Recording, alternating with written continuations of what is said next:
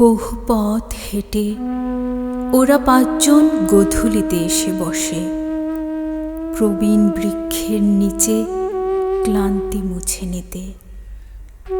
গাছের একটি পাখি শোধায় ওদের, বলো তো তোমরা কারা?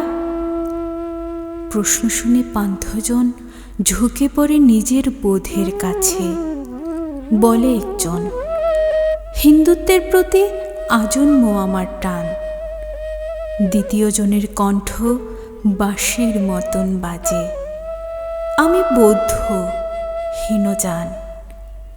এবং তৃতীয় জন বলে, আমি এক নিষ্ঠাবান বিনীত খ্রিস্টান।